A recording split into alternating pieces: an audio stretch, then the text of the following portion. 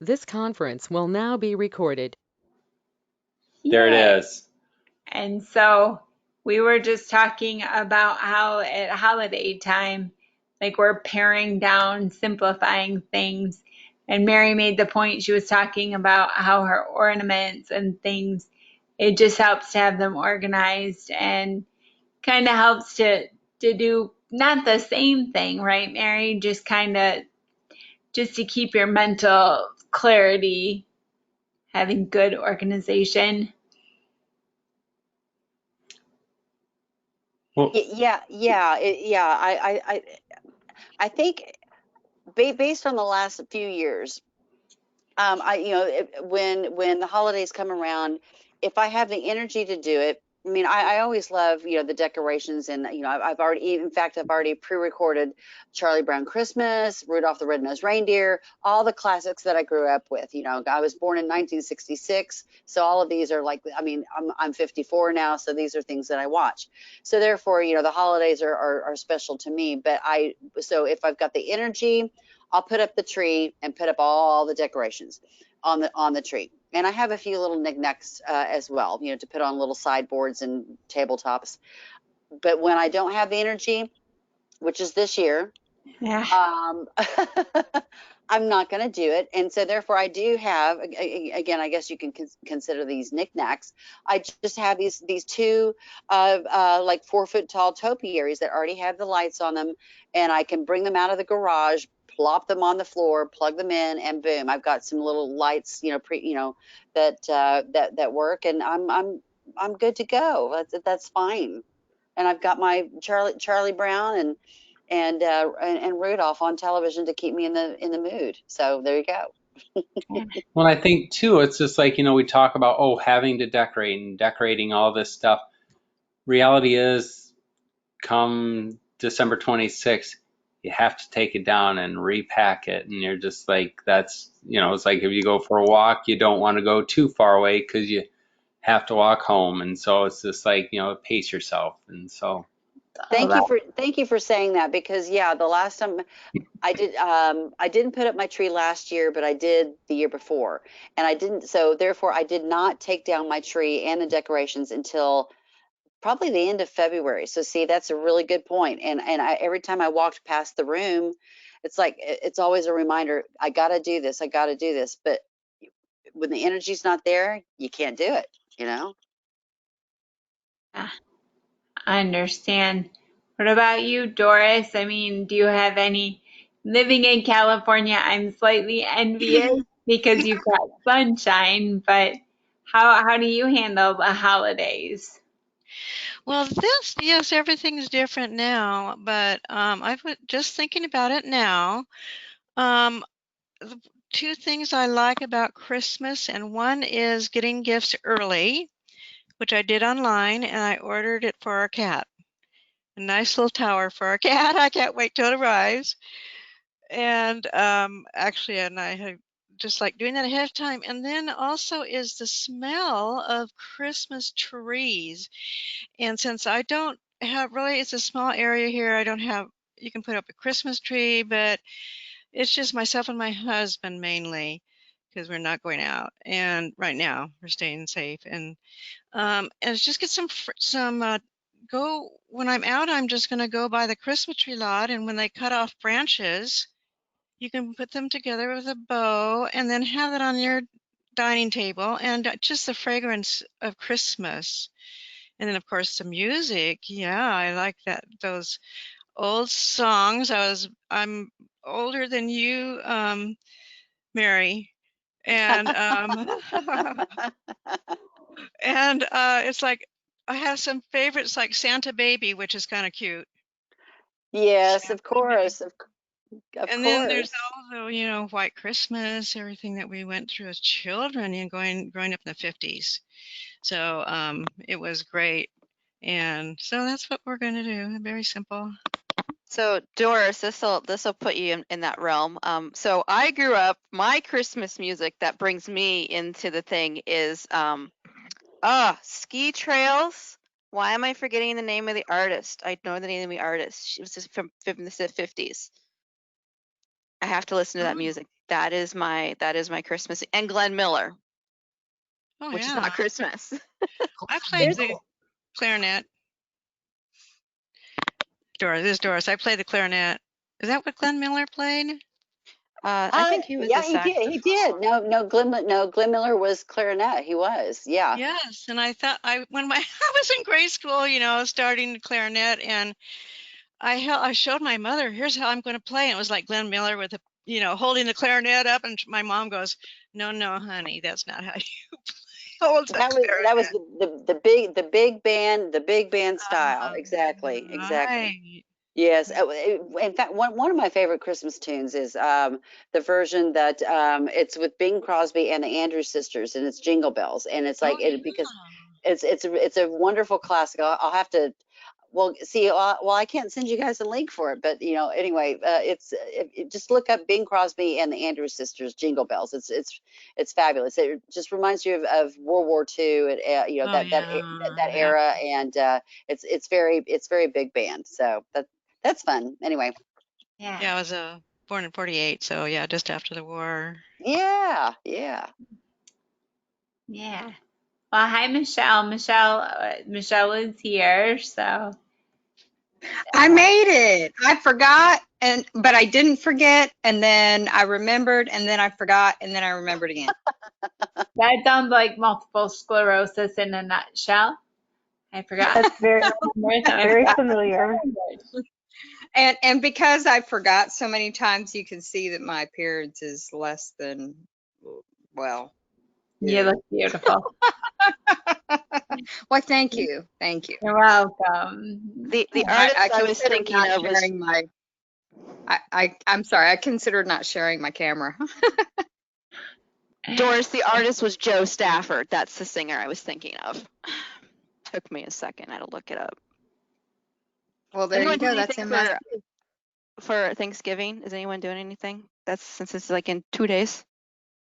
I'm going to my mom's. We're just doing just a little mom and me type little she's already in fact she ordered the food, she picked it up this afternoon, so it's just very simple. And then mom lives 5 minutes away from me, so that's simple.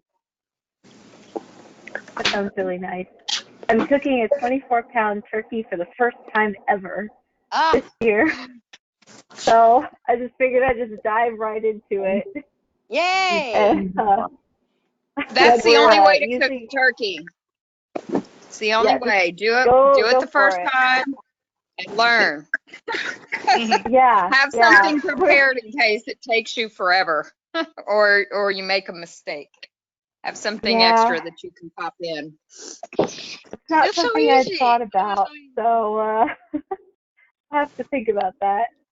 But I did look up recipes online and just sort of like gauge what was similar between all the recipes, so I could, figure out what I should actually do whenever I roast the turkey.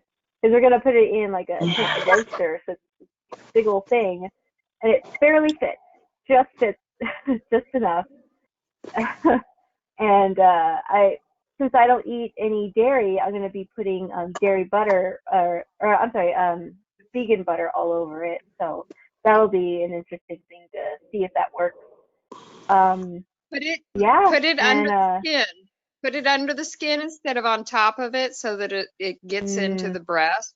I agree. Or roast it upside down. So that the fat from the dark meat goes into the breast meat as it roasts. Thank you, Michelle. I was going to say the same thing. Yes, exactly. And you can always flip it at the very, very end, so that the breast, the skin on top of the breast can get a little bit golden. So Michelle, I'm so glad you said that, Michelle. Yeah, because the typical problem for first timers, I've been one. The typical problem is that the breast meat dries out unbearably, because it has just prone to do that anyway. So the easiest way to do it is to roast it upside down and then flip it at the the last like 30 minutes and crisp up the skin. And I have a question for you, Hannah. Do you not eat dairy because of your MS, or is that just Yeah, it is because of MS. Because I found out that I found out maybe 2 years ago, something like that, maybe 3 years ago by now, that dairy highly increases my chances of more of my symptoms showing up. And I found that out by first staying away from dairy and then introducing it back into my diet and just seeing how it affects me. And boy, like it came back almost full force, and it does come back almost full force every time I start to eat dairy again.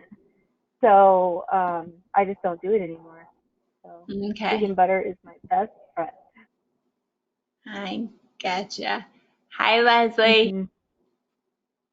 Bye.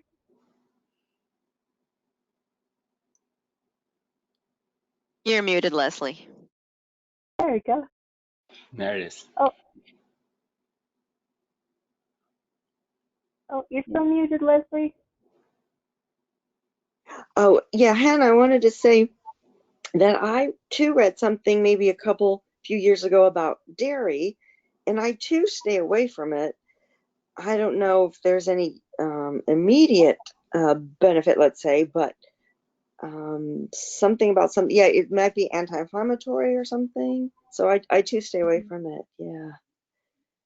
Yeah.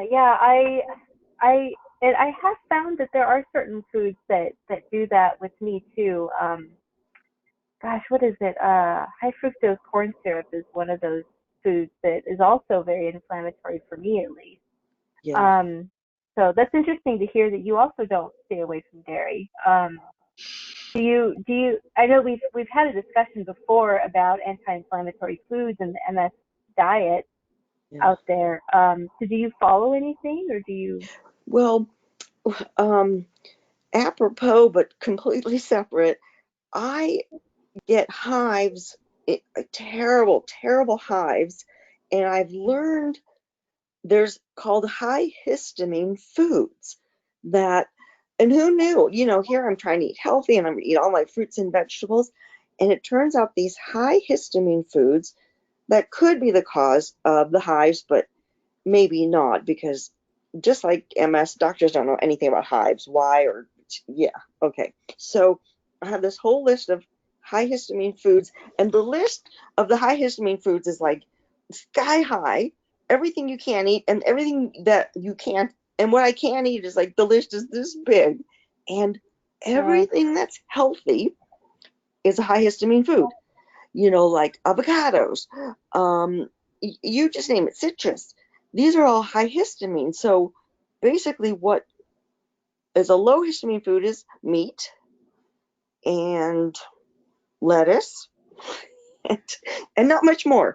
But I try and stay away from everything. I eat about 12 things and that's about it, and I still get massive hives. So I think it's related to heat and stress, and with my move, I've had a lot of both. So it may not be food related at all. But to get back to your question, who knows? Yeah, if foods can have high histamine, which is inflammatory, maybe it's related to MS, maybe not. I certainly don't know, and the doctors certainly don't know.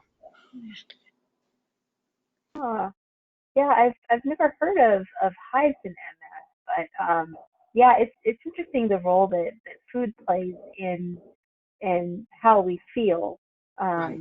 whether or not it's related to MS, whether or not it's related to your hives. Because you said that it may be stress for you too, right? Oh, I think it definitely is stress. Yeah. Okay. Yeah, stress is definitely a high factor with MS too, as we all know. Yeah. Yeah. But this Thanksgiving is going to be a tough one for me, because we usually have a big Thanksgiving dinner. I used to have it at my house for like 24 people, but I can't anymore. So we would rent out a banquet room at a nearby hotel. Well, you can't do that anymore. So now I'll probably just be sitting at home and having a chicken sandwich. So yeah, this year's going to be a lot different for me. Yeah, that's with 2020, everything is so different. Mm-hmm. And it's just so, any of your traditions are just kind of crazy and wonky. And, our neighbors next door, they're flying away and they're going somewhere. And I'm just like, you couldn't catch me doing that just because, I don't know about anybody else, but I've got the MS. I don't need COVID on top of that.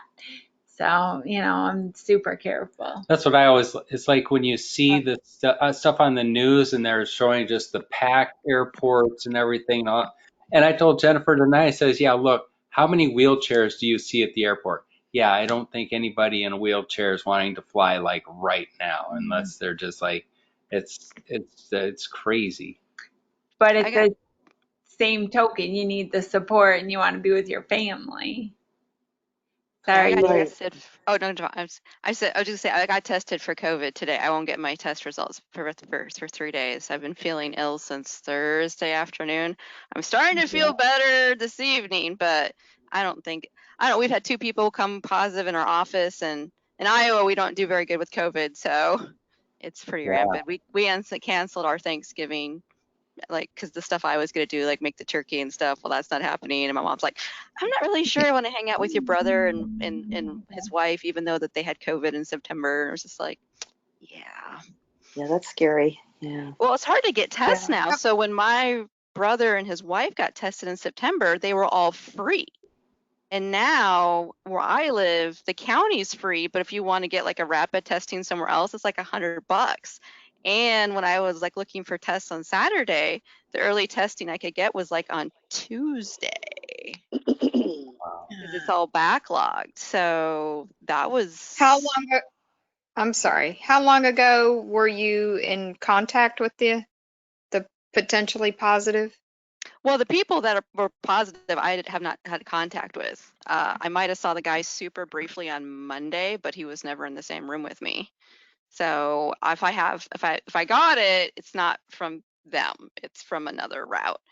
But I had a cousin who's 30. He was in the office for 3 hours wearing a mask with another dude in the conference room, separated by the conference table, and they both got COVID. He got COVID, so then he tested for COVID, and then he found out he was positive too. And the only time they had their masks off were like if they were drinking coffee. But I don't know how, prolific they were. But I've gone out and done things. I've always had a mask on, but I don't like eat in restaurants. I don't hang out with other random people. I just go in and get out. So, but we're having fun here. But I don't think it's. I mean, I would be surprised. I wouldn't be surprised either way. My husband thinks it's the flu, but I'm just have minor symptoms of everything, but I can still taste, I can still smell. I don't have anything. My mom's like texting me or calling me, how's your breathing? I'm like, I'm fine, Mom. I'm fine. She's like, you have any problem breathing? I'm like, no, I'm not having any problem breathing. It's like, you need to take an aspirin every day. I'm like, what? No, the aspirin. I'm like, do you want me to bring some? No, I'm not taking aspirin. I think if you can smell and taste, that's really good, because my let's call them step cousins, he lives in France, and he can't smell. He couldn't smell for like 3 months. He's young, he's probably 30, let's say, and it still hasn't fully come back. And I've read that sometimes your sense of, if you lose that with the COVID, it doesn't always come back. So I know I keep eating things, even though I feel fine relative to having MS, but like I'll eat something like, oh, this sure tastes good. Okay, I'm doing fine. Yeah. I have to say, that's so funny, Leslie. I do the same thing. It's like, okay, I had some chicken tortilla soup. I'm in Texas, so it's like, and so it was from it was in the grocery store, but from a Mexican restaurant. So it's like, okay, I can taste everything that's here, and it's not just the jalapenos, it's not just this, but yeah. So yeah. I kind of play the same game. It's interesting. Yeah. Yeah. I'm actually really jealous of y'all because I lost my smell and taste many years ago. There's very few things that get through, but they do. And usually the smells that get through are rancid or moldy or just otherwise bad. So very few good smells get through my nose. My sense of taste is gone probably because of that. They depend on each other. So I'm really jealous. I mean, there's very few things that I can taste or smell now from MS, obviously. I was going to say, MS. so you do attribute that Yeah. to MS. Oh, absolutely. Because I didn't even notice it until I think around 2016 or 2017, sometime around there, Yeah. long before COVID. So, yeah. Yeah. Marshall, how are things doing in your neck of the woods with COVID in North Carolina? Are you guys doing a better job than we're doing in Iowa? Oh, Marshall, you're on mute.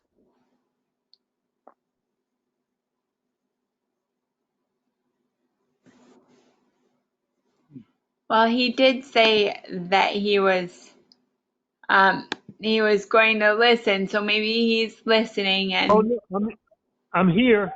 Can anyone hear me? Yeah, yes, you're here yes. now. Oh, okay, great. I do have in Charlotte. There are the cases, of course, have risen, and I do have a few coworkers or former coworkers that have come down with it. Luckily, everyone has gotten over it, but it is, it is not really that good. That's just frustrating. Oh Now, yes, yes.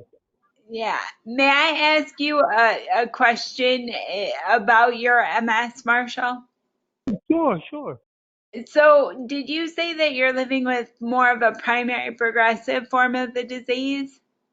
Yes, I am. Are you taking any sort of disease Oh, modifying therapy or any medication?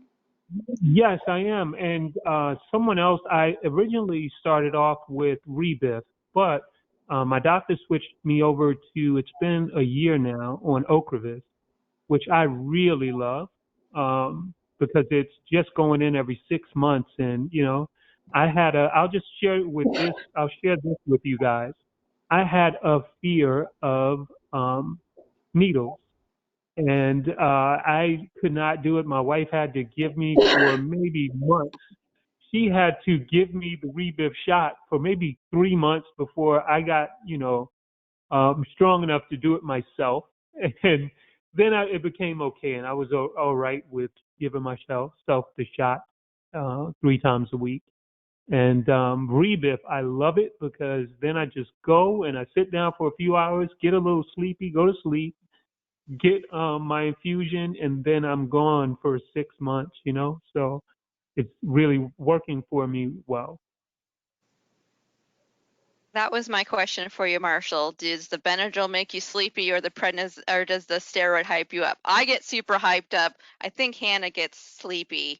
I think I'm the only one around here that goes like, woo! And I'm just like, can't sleep. And it's just, I'm a little goofy there for about a week. So. Oh boy, Marshall. I tell you, it's a running joke now because I'll go there, I'll get the Benadryl, and then I go right to sleep, and then I am out. They wake me up to just make sure, and I'm like, yeah, I'm okay. I got to go back to sleep, and then it's the best sleep of the year. 2 times a year, I get really great sleep because of the Benadryl. I was going to ask you that, Marshall, if you ever get excited about catching up on sleep for that day, because I know I always get excited because sleep is such a huge issue for me, and the Benadryl is just amazing. I catch up on sleep and I feel great after. Wow. It is. And the thing about it, the thing for me is the night before the infusion, I cannot sleep at all. That's for another reason with the Benadryl that I go to sleep. but I have a big fear of sitting and needles, and and so I can't sleep. It's continues. So I thought maybe the first time, second time, no, it is going through, and it's a normal thing for me now. But it gives me the best sleep of the year. Yeah. I understand completely where you're coming from, especially about the needles part too, not just the sleep part, because I'm terrified of needles, and it took a long time for me to just get used to it and just sort of accept it as a part of the process. And I get to sleep. Yeah. Yeah. Did you ever take a medication that you had to give yourself the shots 3 times a week or so? I was And also on ReBuff. I was on it for over 6 months, Marshall, but I stopped because those flu-like side effects never went away for me. I was eating Naproxen and Tylenol like it was going out of style. I was nauseous all the time. I was down in the ginger ale, and I'm like, I can't do this. So then they switched me to Gilenya for 5 years. Gotcha. So yes, I did do the injections, and they were painful and they were not fun, but I was just thankful it was 3 times a week versus every day like Copaxone. I was Copaxone 7 days a week for years. Oh, and it left these huge welts. And I think I'm now just getting, like, it made all these dents. They said to rotate it. So I rotated it, and then I got dents like up and down my legs and my arms, and where this one lady I met, she just kept sticking in her arm, same place for like 20, well, however long it's been out. And she got one dent, and here I had, 1,000 dents. And I was like, oh, you're kidding me. Yeah. Leslie, let me ask you because I too basically I've been I'm about to start a new medication. I've been through all the the lab work and everything that's Yeah. required for I'm about to start Kesimpta, which is also a subcutaneous. It's a self-injected shot. Yeah. I will Right. do once a month, and so I'm not Once going a to go into month. it today. Yeah, once a month. But I Great. too with Copaxone. Copaxone was always my in between, my go-to in between. It's like, okay, well, Avonex isn't working, go back to Copaxone. Yes. Tysabri isn't working, go back to Copaxone. And so I did the daily, and then so my question to you, because Yeah. I mean, it's been years since I've been on Copaxone. I can still feel the back of my arms, and it's like these lumps where I used to, because my favorite place was usually Yeah. my tricep area. And Right. I can still feel some really weird, like almost like it's not. I don't want to say it's scar tissue, but I think it's just like this clump. It's just like a clump. A I clump. think I think it's the opposite. What I think it does is I think it like kills the fat. So that's why you get the dimples, is because the fat goes away. Ah, that's interesting. Yeah, But you can't, you think, oh my God, this is like liposuction. I'll just do it, all over and have no fat. It doesn't work that way. it does But not. but it's been like I probably haven't done the injections. Okay, I've been diagnosed 13 years. So I probably haven't done it in about 10 years. Yeah. Okay. So Okay. maybe it takes that long. Yeah, but I've been exercising a lot for about for a number of years. A trainer works in my building, so which is like a blessing, and so I've been working out. So I don't know if working out and not doing the injections maybe helps. Could be. Yeah. Yeah. Or maybe just give it 10 years, or do it just in once. Are you rotating the spots? Yeah, well, from what I understand, yeah, most people do it like in their thigh, and then maybe the next month they'll do their arm, and then they go back to the thigh. I remember I had no problem with any of my places that I would do when I had Copaxone, except for Yeah. my stomach. I was always bruised on my stomach, and then of course, because you have to wear pants, whereas with your arms you can have on a Right. shirt, and it's loose Yeah. fitting, and on your legs you can have something loose fitting, but with something that covers your abdomen is a little bit different. So anyway, That's true. Yeah. Or your back hip area, same do thing. you do it Yeah. there? It's like wherever you can pinch fat. I mean, I'm Yeah. not I'm not that thin, but I'm not that fat. And it's like, yeah, you just have to be able to, get like, if you can do Yeah. that anywhere Yep. on your You got it. body, Yeah. yeah, you're good. So I don't know, they always say talk with your doctor, but if I would have known back then that one lady was just kept doing the same place in her arm, and she just looked like she had a big old, what are those back in the day? You get the tetanus or the something shot, and Yeah. everybody has a dimple. It just looked like a bigger one of those. But then Yeah. again, she didn't do too well. Not, I don't know if it was because of the medication, but she went, yeah, her progression was not, yeah, I don't know. Well, and It's- things have changed so much since then. I mean, oh my God. I mean, think about that. I mean, it seems like just yesterday that we were all on those beginning, what they used to call it, the ABC drugs, Right, now they're the and crab drugs. now we've Yeah. got like the whole alphabet. Oh, right. And then Copaxone now, I think it's 3 times a week. I had Yes. already gone off of it when they came out with 3 times. Well, But let me. Yeah, that's when my doctor finally took me off of that. When I did transfer to the 3 times, and that's when all of a sudden broke out in hives all the time. you And got hives. Oh, yeah, wow. yeah, from the Okay. from the 3 times a week. Oh, So interesting. Yeah. yeah, it was very Was there a strange. connection, or was it just timing, you think? I don't know. I think maybe it was too much of a maybe it was too strong of a dose to where and here's the weird thing, and this is I don't want to take up too much of everybody's time on this, but here's the weird thing. Okay, let's pretend I give myself a shot in my right arm. Okay, so then all of a sudden I break out into hives on my left arm. Same thing if Mm-hmm. I did it in my right leg, I would break it out into hives on my left side. So Oh, it was that's like interesting. this Yeah. very strange, but my doctors looked at that and they realized, yeah, it's time to get off of that. So Huh. Yeah. yeah. Doris, what kind of medication do you take? Or are you taking medicine? Oh, hi. I'm not on any medication. When I was diagnosed, the neurologist who diagnosed me found, I don't know, he said you have about 10 holes in your brain, and you have MS, and you have about 10 holes there. And I thought, oh, okay. And I Okay. guess those were active or something in the brain. But I've done well with it, and I don't know why. And I think my mom had it, and my daughter's been diagnosed with it, like cases.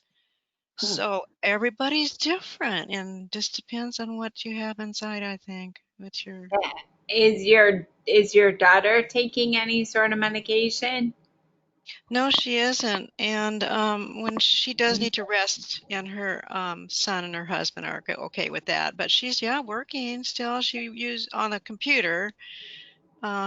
She works as a counselor for anyway counseling, and so she can do that on the computer. And Okay. that takes less stress, I bet, than going to And her office.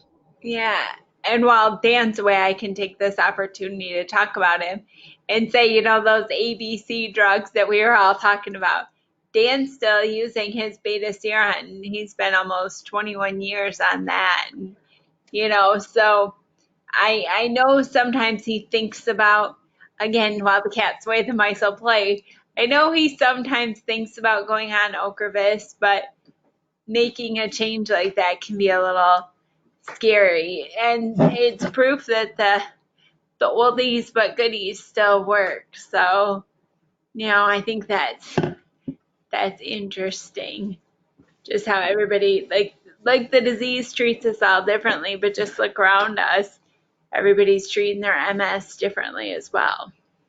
Right. Right, I have all these autoimmune problems, so I'm kind of in several of them. So I think that's MS is just one of them. Okay. yeah. Doris, can I ask you, do you have any GI issues? I do a little bit, yes. I have issues on yes, as a matter of fact, I'm recently been having kind of GI issues, which pain in my stomach, but is that due to stress? I'm wondering. Is it just my muscles are cramping or something? Well, that's actually a really good question because I mean, look at what we've been dealing with, the political climate and the COVID climate and the just everything that everybody's going through.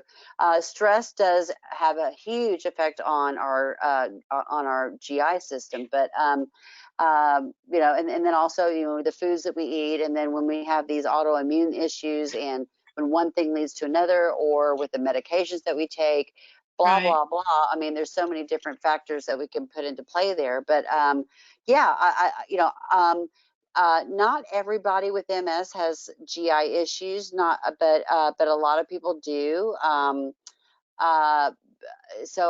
I'm just noticing. I just simply always like to ask the question because I have acid reflux and I guess a better way to say it is GERD, and also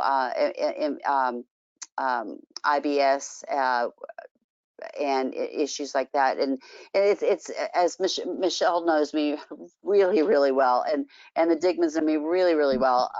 I've been going through these GI issues for the last few years, and for me, I think that they started from the oral medications that I Tecfidera and Aubagio. I could be wrong. I could be totally wrong, but it just the timing of it just seems to be like it really kicked it into full gear. I don't know, but now it's very much a chronic issue. So I'm just kind of trying to figure out what's going on there. But it's just to be not too graphic, but yeah, there's some pain and swelling and bloating. Sometimes I always like to call it. It's like, well, okay, well I'm 6 months pregnant today. because that's Oh because dear. that's what it looks like and feels like, because it's just like this big balloon. Right. Or it's then goes into days and days and days and days where it's just diarrhea. And I talk very candidly about this, and I like to do that because I know a lot of people deal with this issue. I mean, so I've gotten very comfortable knowing that once in a while I need to just wear my Depends, in case of an oopsie. It's interesting. My bladder seems to be doing very well this past I don't know, a year and a half, but my GI is a different story. So I didn't mean to go on that too much of a expounding on that, but Mary, may I say that yes, it's really kind of important to us because you can't do anything when your stomach's hurting. Really, I couldn't. Thank you. It's awful. It's awful. Yeah. Yeah, and I used to have that happening to me too, and it's gone away more or less. And I think it's the food I was eating. I kind of changed that around and stopped drinking milk, stuff like that. Might be Dairy, helping. dairy, just saying, yeah. And this goes back to the point that Leslie and Hannah were making, just about, how your everything can affect your MS. And I think it's also kind of interesting, Mary, you were talking about GI issues, but don't they sometimes link multiple sclerosis to your It's like gut bacteria. gut? Yeah, Gut, yeah. to your gut. Yeah, I see. I'm so grateful. In fact, I think it's the second week of December is when I have an appointment with my GI doctor. It's a telehealth appointment. Because I've gone through, CT scans and endoscopies and, colonoscopies, all that stuff. And so therefore, there is something going on there because it's so chronic. But the one thing with and I've had this discussion with my GI doctor. Yes, there is something there, to where sometimes it's the muscles that don't know whether to hold it in or to release it or to constantly release it. But here's my point: when you've got cramping going on, That's not an MS thing. Okay, you've got cramping, and then you know that you're going to head to the toilet, or you're going to have an accident or something like that. That's something else, because MS shouldn't, in my opinion, should not cause the cramping. Yeah, as if you were, you had something bad to eat, and you have to run to the toilet, and especially when you eliminate. It shouldn't be that way to where you have to rely on Imodium 3 times a day for several days to calm down your symptoms, because but with MS, yeah, it's your muscles, throughout your whole body, they don't always know what to do. They don't always know what to do. And one reason I got rid of my old, excuse me for kind of getting emotional here, I got rid of my old GI doctor because she was very invasive. She was like, well, you need to have like some physical therapy, to where they were gonna no, I'm not even going to go there. It was just really invasive, and she had no emotional support. Well, never mind. I'm just going to leave it at that. I can bring it up maybe another time, but just know that the GI issues, if they get bad, and I'm not saying that mine are related to MS, because I don't want to make anybody nervous about that, because honestly, I don't think that mine are related to MS anymore. I don't. So. Well, I'm sorry that you're going through that, Mary, but I know you're not the only person with multiple sclerosis and GI issues, and maybe they're a different degree, but I think that's an interesting, as they find out more and more about this disease, I think that gut bacteria, the GI tract, there's so much. Again, I scratch my head and I say, who would want to be president of the United States? The same token, who would want to be a neurologist? There's so much stinking information to know, and so many drugs and so much to figure out. Jennifer, you said it perfectly. I mean, oh my God. Yeah, and compared to when we were all diagnosed, compared to where we are today.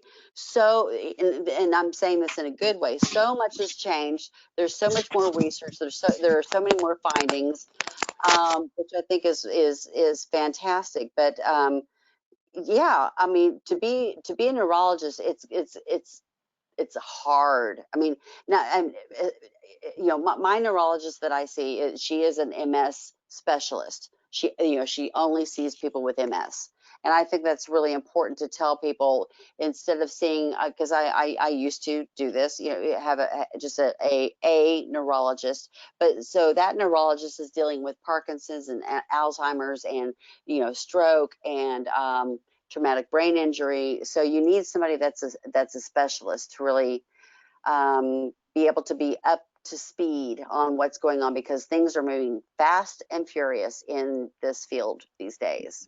Yeah. Yeah. I think that's good advice. Yeah. Yeah. What about you? Do any of you see MS specialists, or do you all see MS specialists? I had a MS specialist neurologist. She was fantastic, and a couple of years ago she retired, and so now there is someone who I've seen maybe once or twice, but with her, they used to call me, and come in annually and get your MRI, and now it's like I just feel like, okay, if something comes up, I'll give him a call.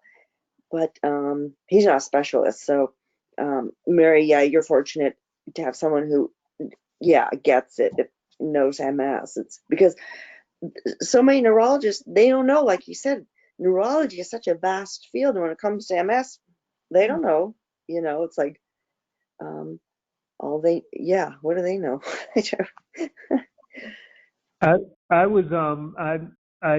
I see a neurologist. He's a really nice. His practice is really good, but he is not a specialist in MS.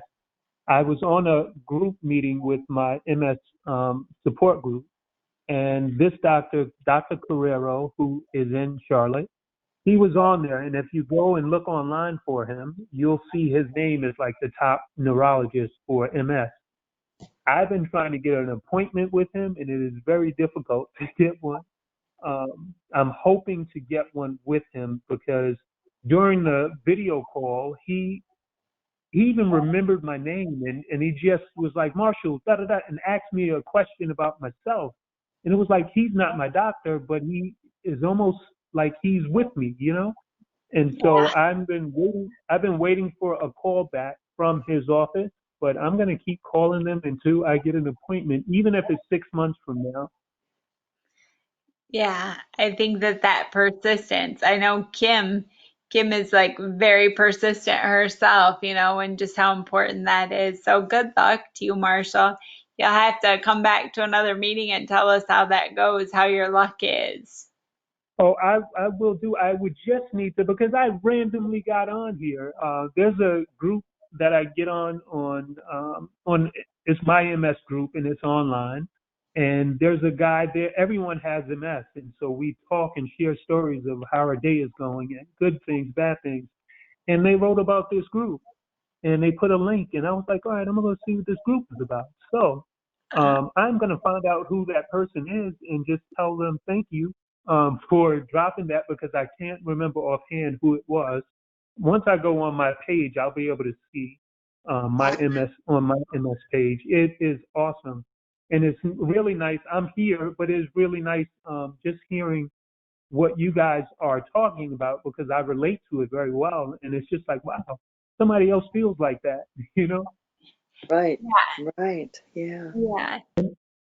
One thing that you guys, I heard you say that, you know, you're doing the video calls with your doctors. I wanted to know if you guys see that as being really comprehensive as opposed to being in person.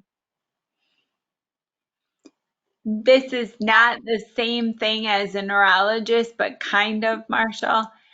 I feel a little more comfortable talking about the embarrassing stuff when you're separated by a video camera.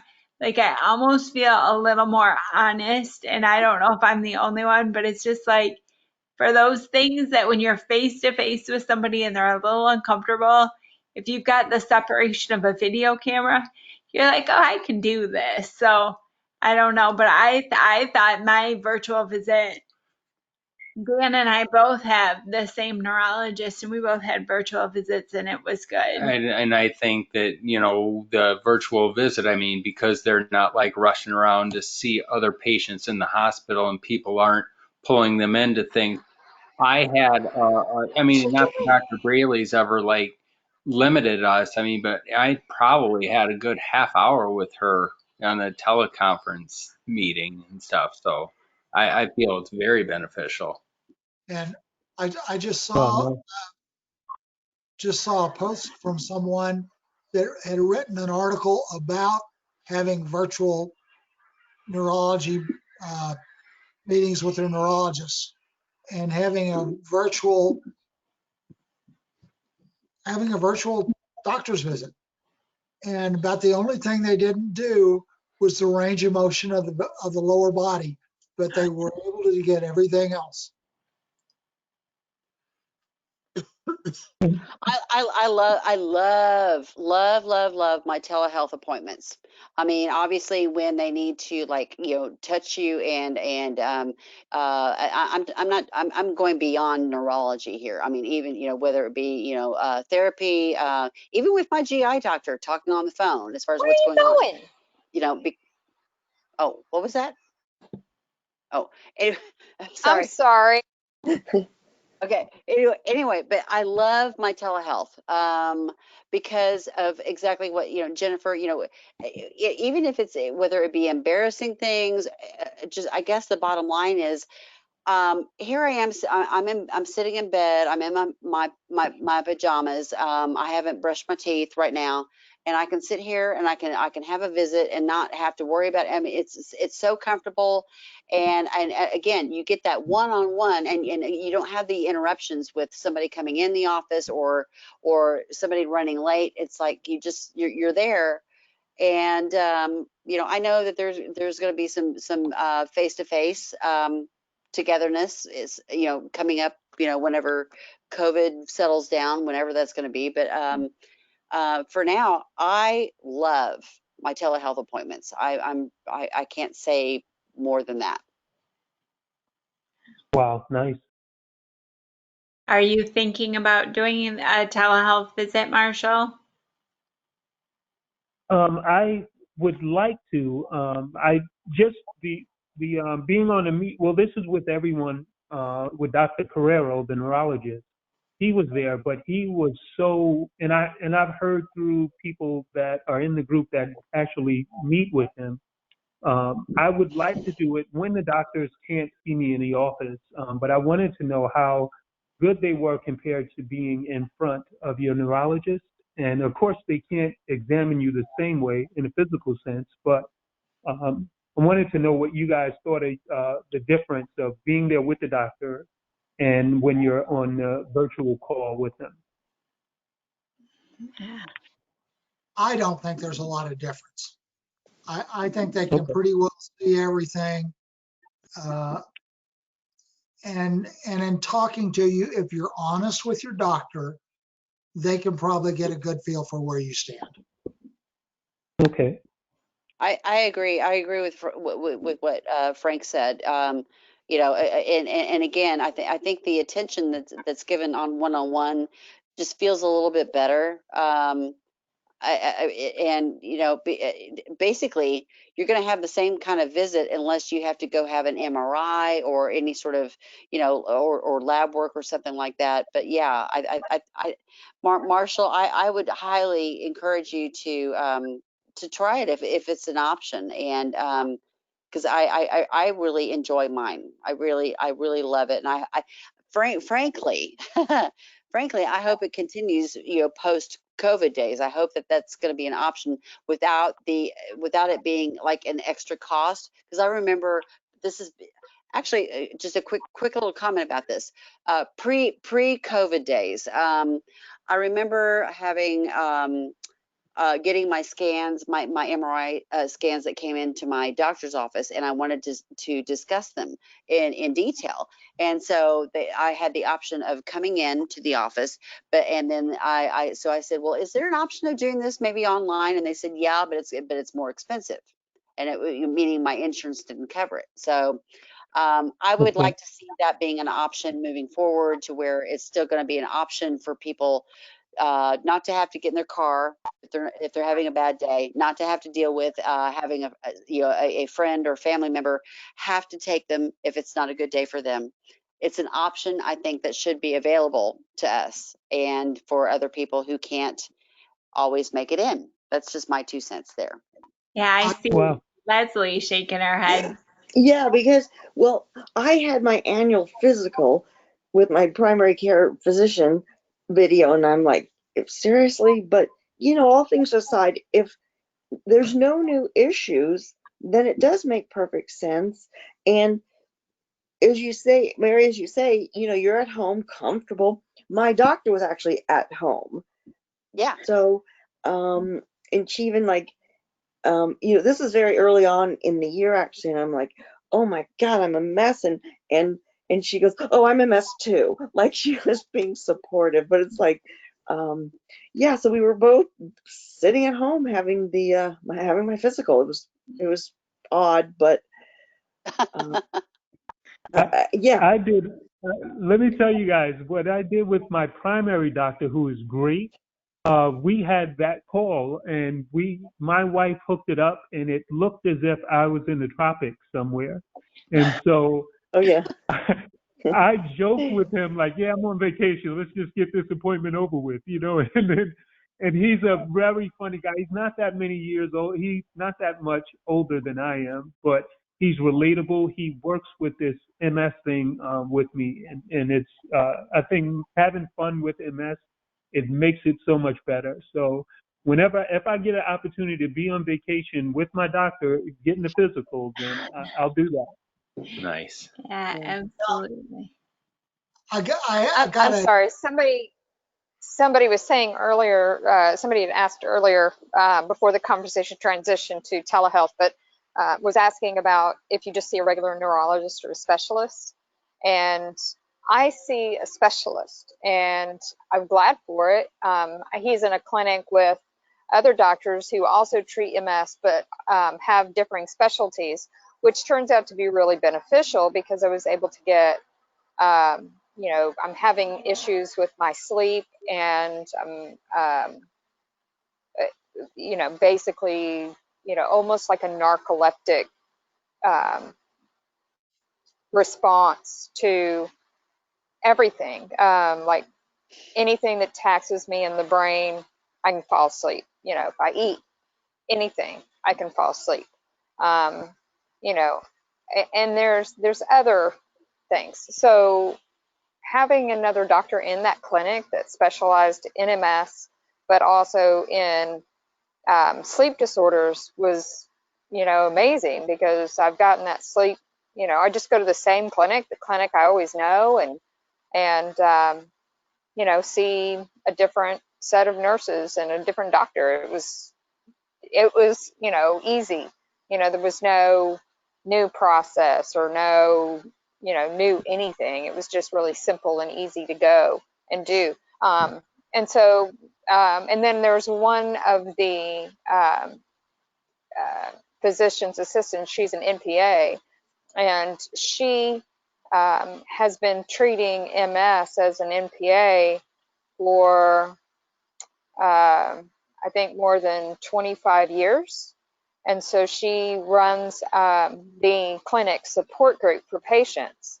And yeah, and she's extremely knowledgeable. And she did a series about the brain, and I, of course, my clinic is an hour north of me, so it's not like I go at the end of every month to go and hang out there. But at night, if I can schedule my appointments on the same day and then just hang out on that side of town to wait for it, that's different, but it doesn't always work that way. So, but yeah, I love having an MS specialist. They know more about the disease. They know the medications to use and why to use those and how they're going to work. And they know information that just a standard neurologist is not going to have any idea about. So that's my 2 cents about specialists. Thank you. I'm going to go find Monkey again. I'm still outside. That's why my camera's off. I had an Uber person deliver food to my door that didn't belong to me. And when I opened the door on the second knock, he took off out the door. Oh, no. Yeah, it's fine. He goes out all the time to eat grass. He knows where he is. He knows where he lives. He'll come back. I mean, sometimes we just leave him out long enough. He's like, well, Mom, and he'll be sitting at the door. If I wait like 30 minutes, he'll be sitting at the door waiting for me to open it.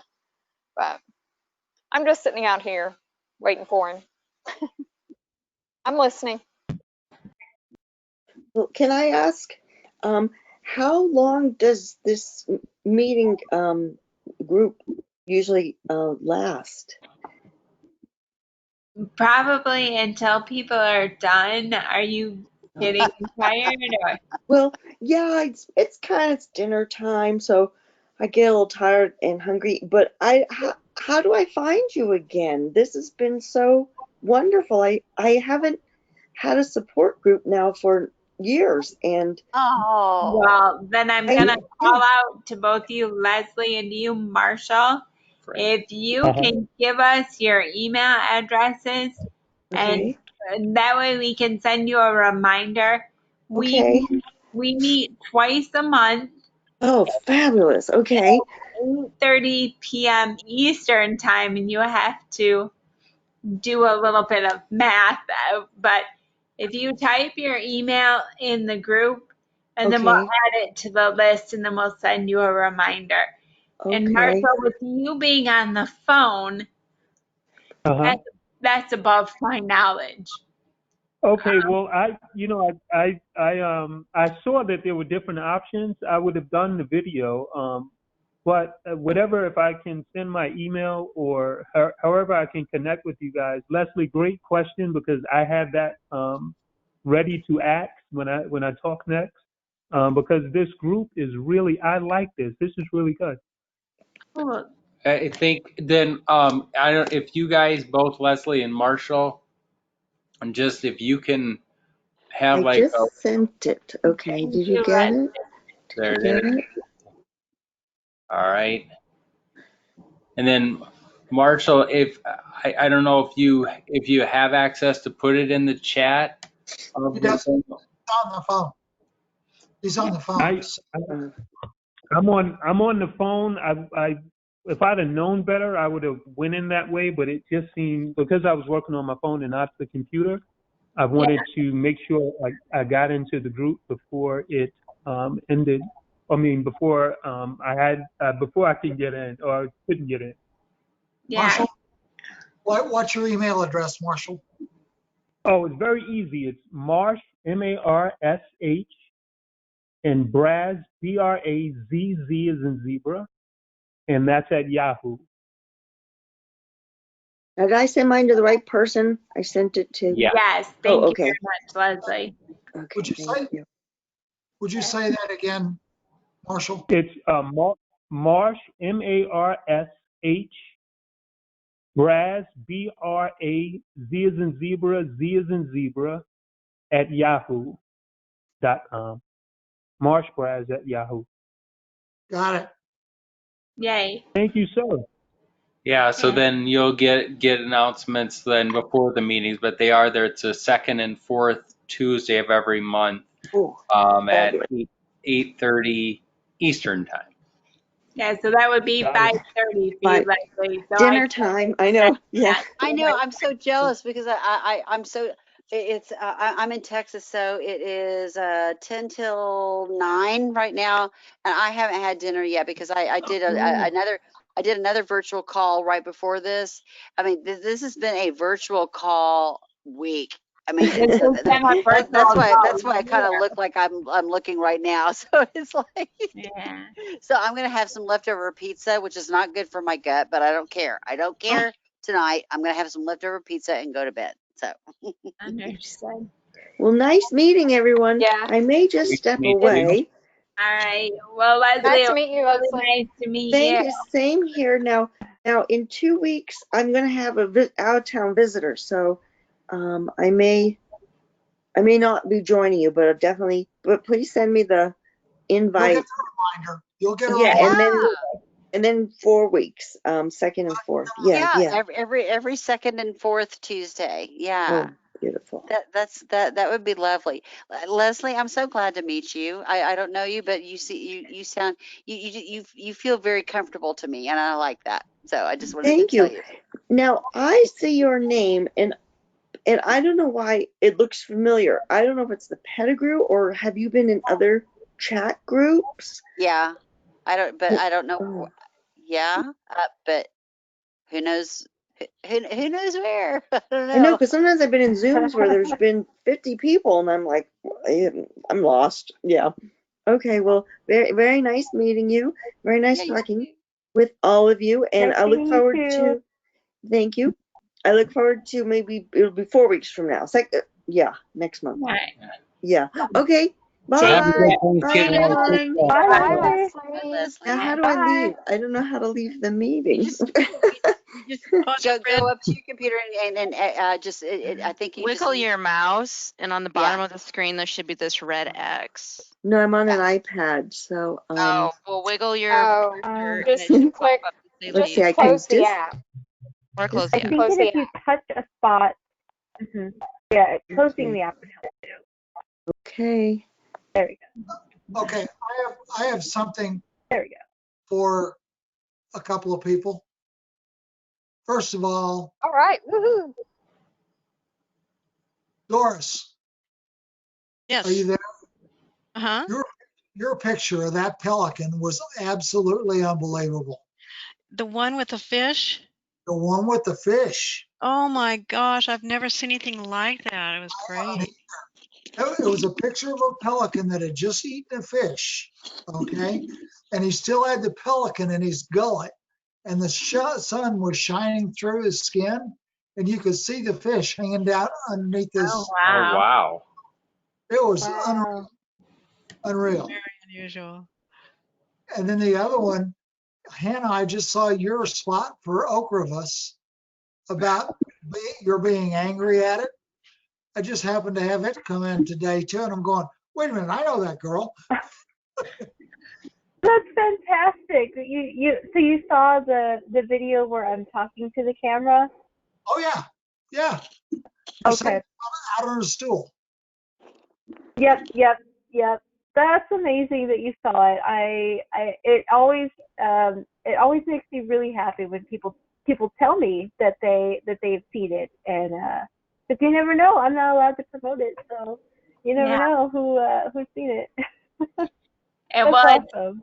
It's funny, Frank. I saw Hannah and Elizabeth, another woman. I was like, hey, I know them. And it was like a moment of like, I know them. Oh, So from the I saw the advertisement on Facebook today, as a matter of fact. Oh my God. Okay. So, okay. Sorry, I'm coming around late to the reality of what you guys are talking. It's the commercial for Ocrevus. Yes. I thought so. Okay, Yes. exactly, because Elizabeth, I thought that was Elizabeth too. And okay, Doris, see, I can't see your picture now, so Nope. I'm gonna have to watch the commercial again to see who Well, you are. Mary, it was Hannah. Oh, it was Hannah. With Hannah. Hannah. Well, Yeah, okay. yeah, it was me. Next time the commercial comes on, I'm sure I can go to YouTube and I can find it. But the next time the commercial comes on, I'm gonna pause it. I'm gonna be like, I know her, and I know Hannah, and there's Elizabeth, and then yeah. So, yay! Yeah, you'll be That's able to see my face really big on the screen. That is so awesome because the last commercial. We don't even have to go into all the previous commercial for what was it, Tech Madera, but all these other drug ads for the most part have actors that play the roles. But I love how Ocrevus, and this is why I was so accepting of this commercial. They said these are real people living with MS, and I was like, that's great. And I love the way they did it. I thought that they did a fabulous job, and every person that's in the ad was fabulous. Hannah, I didn't know. Yay! I can't wait to see it again next time. Yeah. Well, they do a fabulous job of including real people, as you can see for yourself right here in this meeting. So I agree completely with that. But yeah, you guys saw it. Yeah. And I see Kim wearing a nice sweatshirt, wearing your AnCan shirt. Very nice. Hey, where can we get one of those? On the website. On the website. Okay. There's a store. I think it's $20. Well, end of story. That's going to be my Christmas present to myself. Yeah, I think so. It's very comfortable. Funny you asked. There's it. Funny you asked. Funny you asked. Hello, darling. Just about to post a link. Hello, everybody. How are you?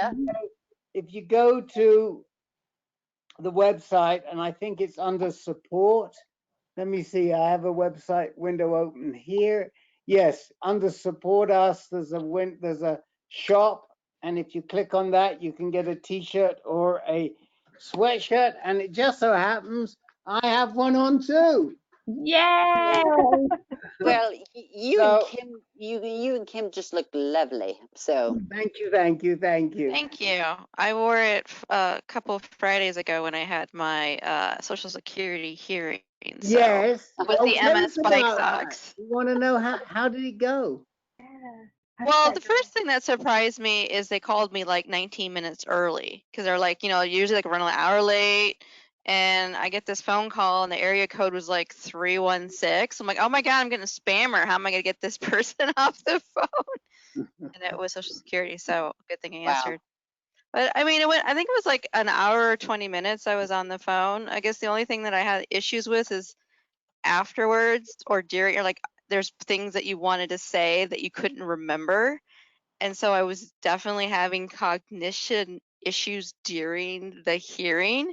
So I just take it in stride that hopefully the judge could notice that I was having issues cognitively, but I would never go through a hearing without a lawyer. Absolutely not. Have a lawyer. There's no way. There were certain parts of the hearing I had no clue what they were talking about.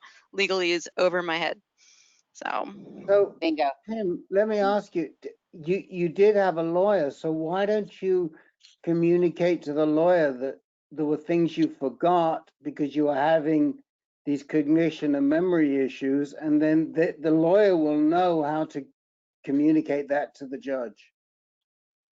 I could have, but there were some things that kind of took me by surprise and other things didn't. But at the end, they're like, is there anything else you want to talk about? And it's like, I'm looking at my paper stuff I wrote down. I can't even read. I can't even organize my thoughts at this moment. You know what I mean? I'm like already fried. But there were aspects of the hearing I nailed really well.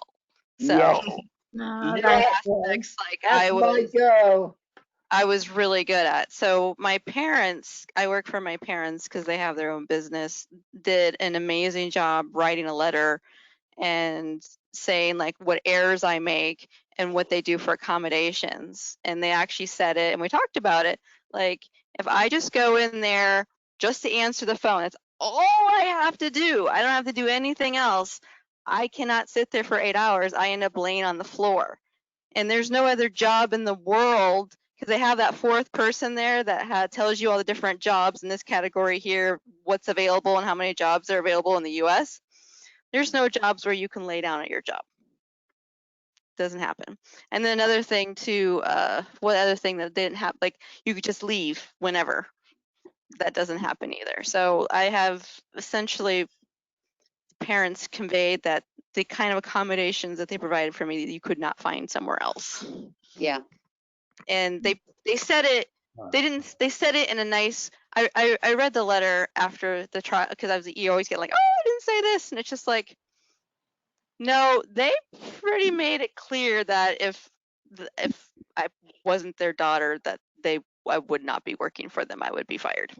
So it's very obvious. So, and just certain things that I said, reflecting, it's like with my background, I wouldn't have said that. Like that doesn't sound right for someone with my background. So I'm hoping the judge keyed into it. So, but I'm not.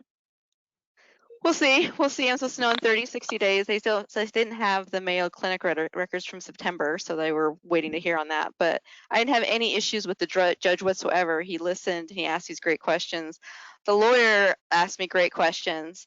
The question the lawyer asked me that broke me, I didn't break down crying, but broke me afterwards. My husband was very smart, and he's like, you know, your trial's at 10:30. I'm just going to work the morning and take the half day off. I'm really glad he did, because the question my lawyer asked me that broke me was, he's like, so, and I'm not saying it in the right way. Essentially, if you could you live by yourself, you didn't have your husband and you had no outside support? And the reality, the true answer to that was no, and that broke me because there's no way I could do like the housework, the pet care, like running errands. A lot of times I don't drive because I'm too tired or I don't feel cognitive enough, and that's what broke me on the hearing. Like that was the question I was not ready for, that I hadn't like looked really hard in the mirror about that. And it's just like, I'm 41 and I can't live by myself. Oh God, this is, oh, you gotta process this one here. So yeah, so my husband was awesome, and he was available 5 minutes after the trial ended, and was able to help me go, yeah! And he's like, I'm like, what do you think? And he's like, yeah, I think, yeah, I totally agree. You wouldn't be able to live by yourself. I'm just like, yeah. But I also did really good things, like I nailed ahead of time. Like I asked my husband, like, so do you think, I get like 2 hours of physical activity a day? And he's like, that's generous. So I actually said that in the hearing, like I think I can do things more than I really can. And I gave that as an example. But other things I nailed it really, really well. Can I interrupt? I've got to go. all of a sudden, I don't know if you heard my phone. Yeah. There's tornado warnings. Oh.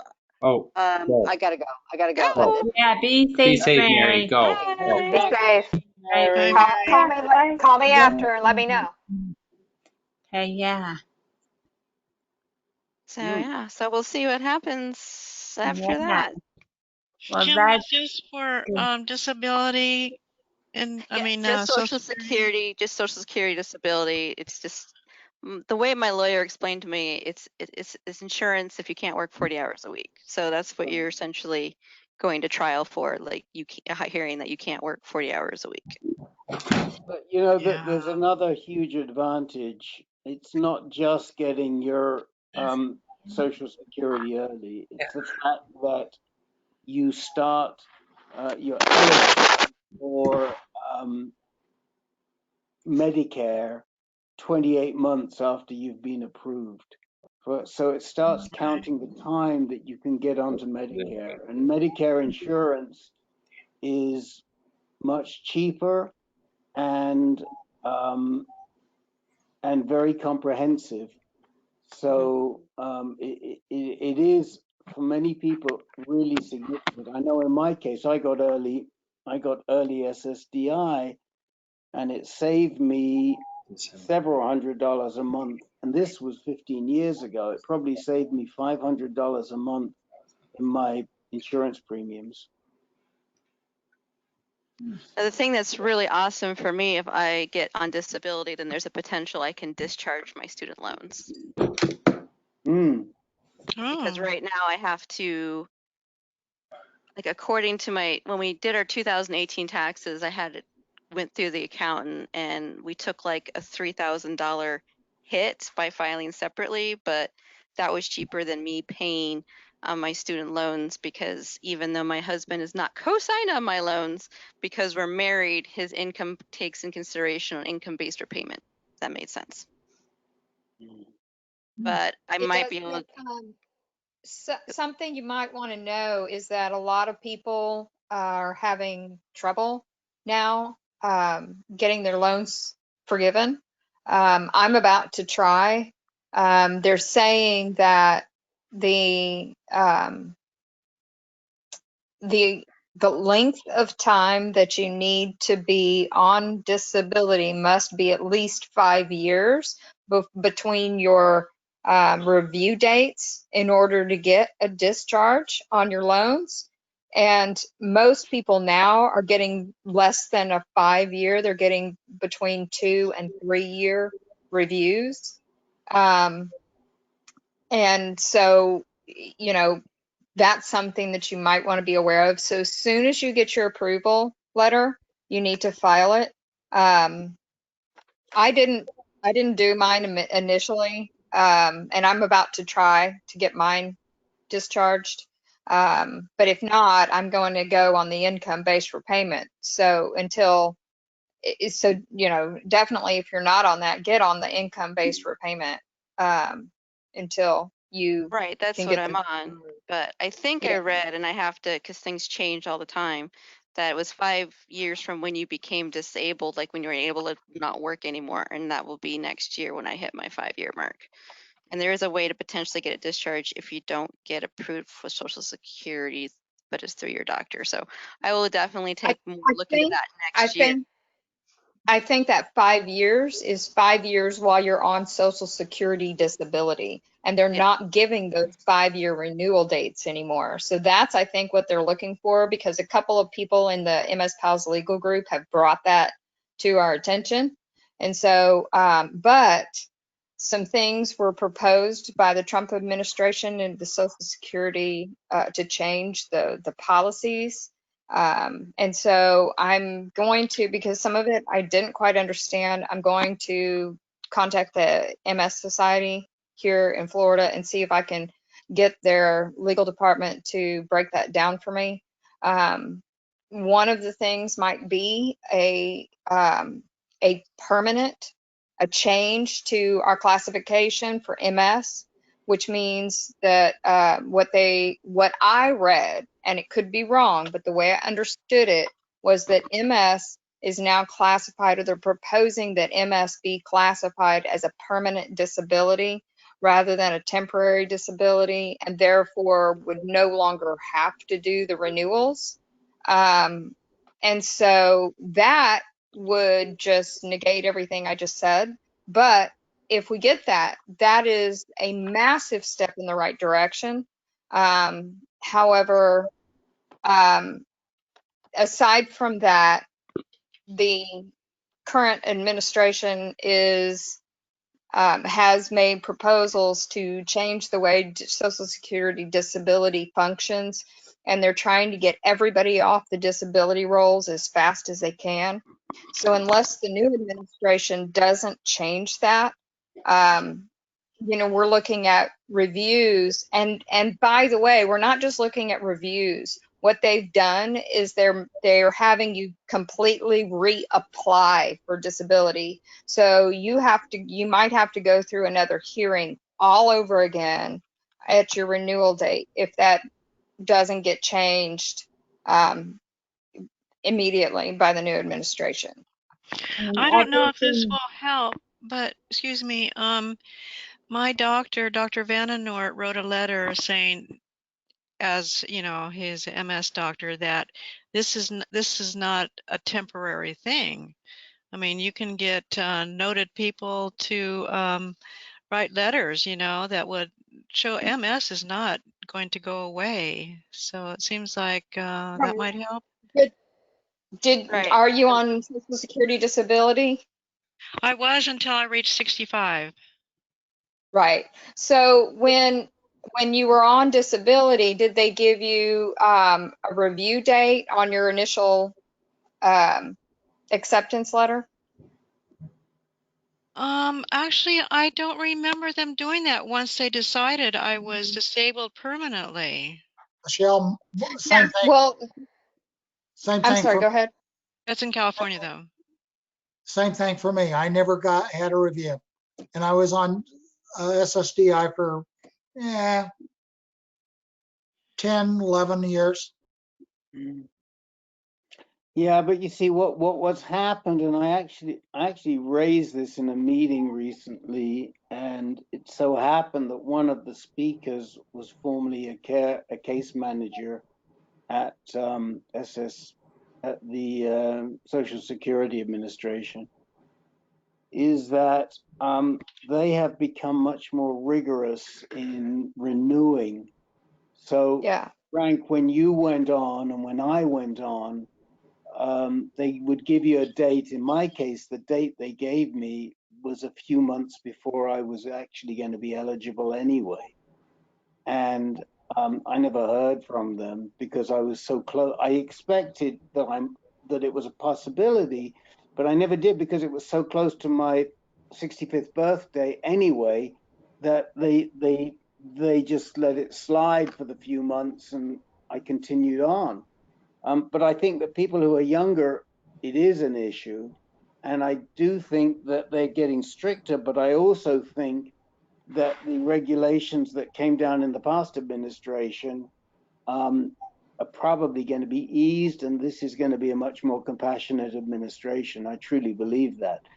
One thing I agree with you, Rick. One thing I wanted to say, hold on a minute. One thing I wanted to say to Kim, in my case and in others, the date of disability is an important date.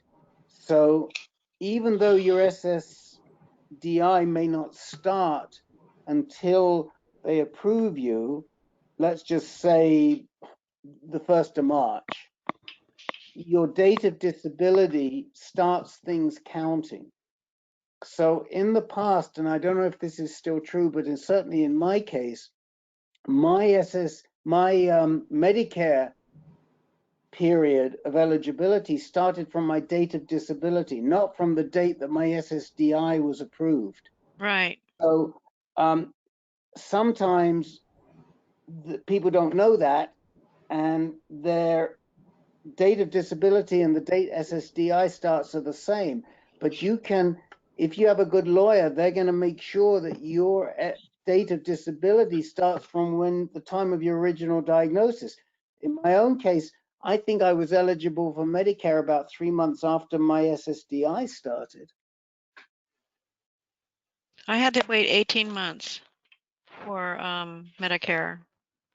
Right. So you got some, not as much as I did, but you got some credit for, you had an earlier date of disability than the SSDI started.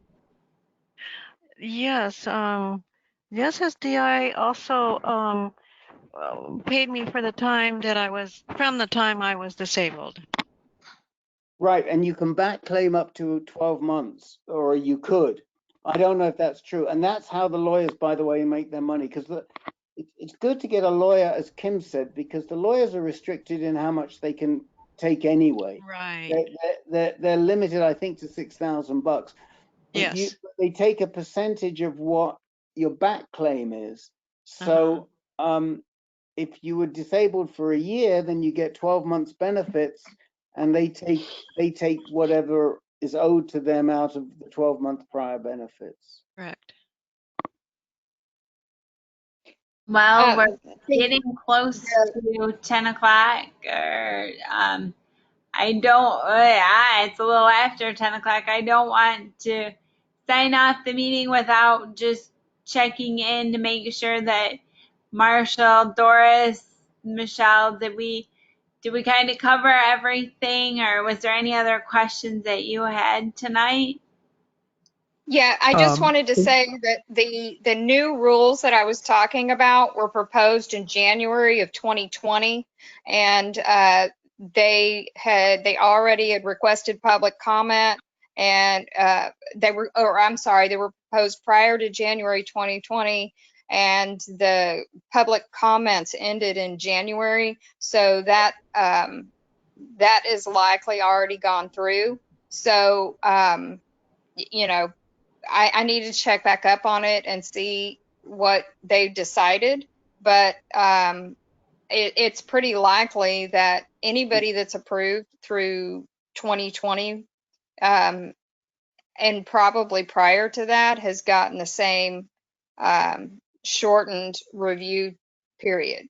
So, you know, and not just shortened review period, but a more strict, rigorous, you know, basically they kick you off and make you reapply again. The one person that I spoke to on through the MS Pals legal group was approved, told he got 2 years.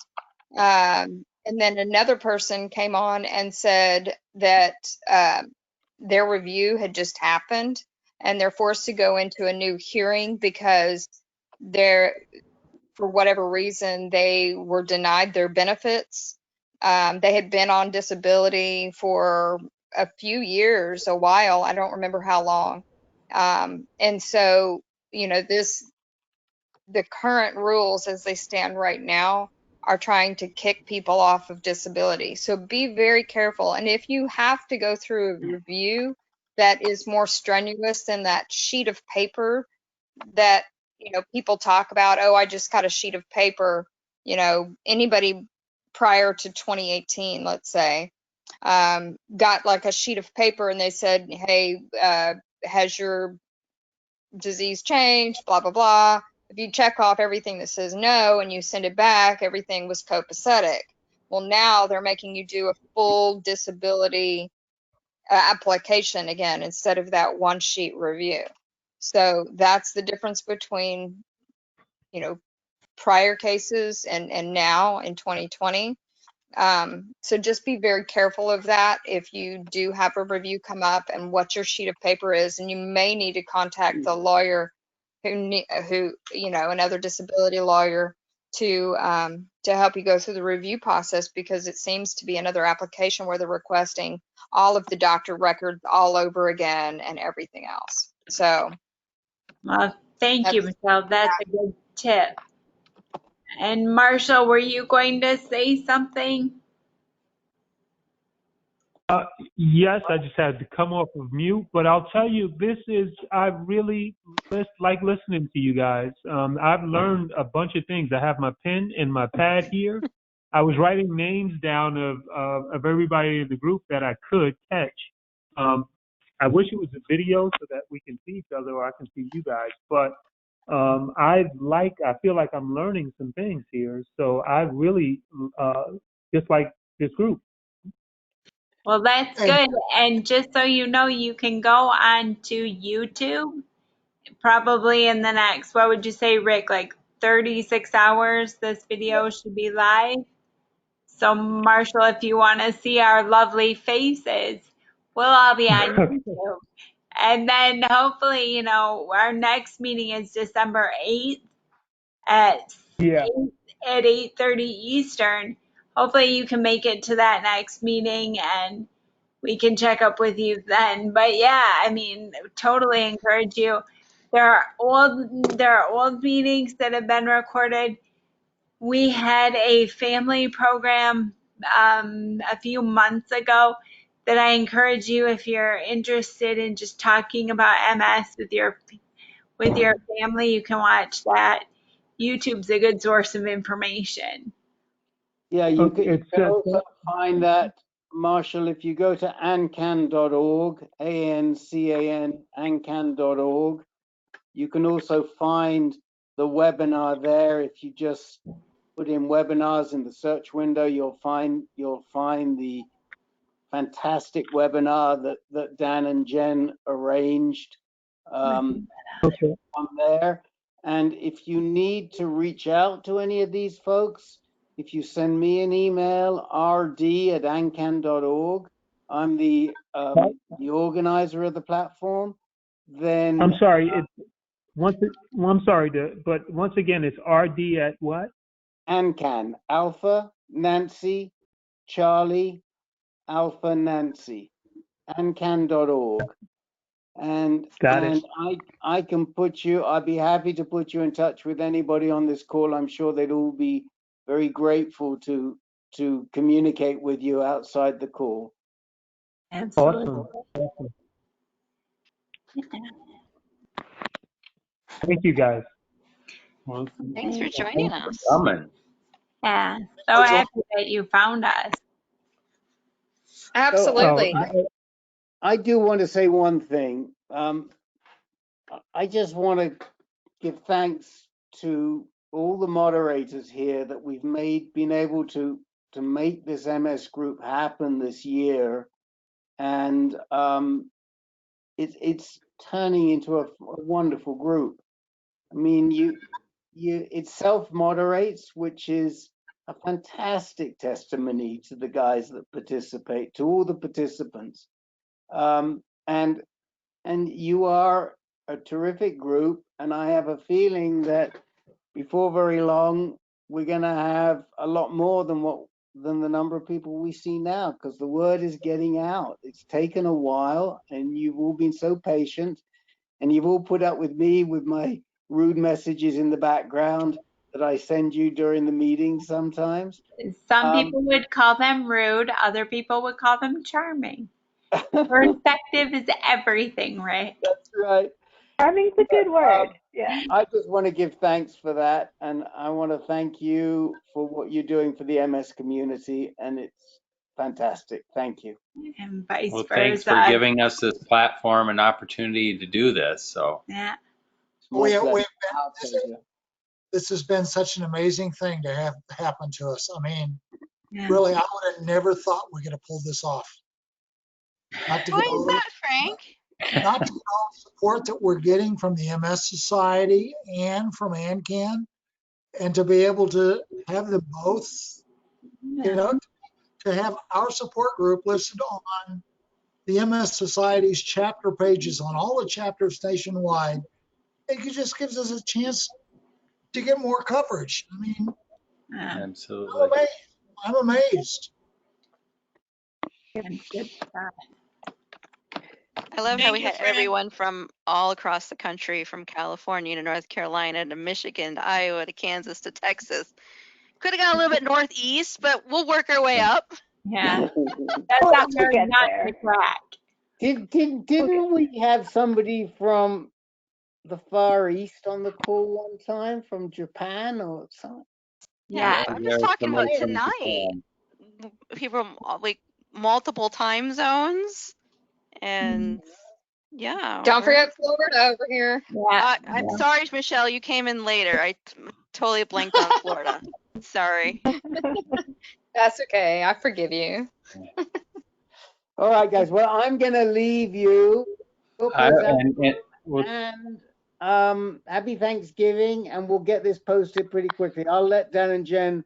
I'll let all the moderators know when it gets posted, and then spread the word. Goodbye. All right. Bye, Rick. Goodbye. Happy Thanksgiving. Bye. All right. Happy Thanksgiving. Nice to see you all. All right. So we're stopping the recording.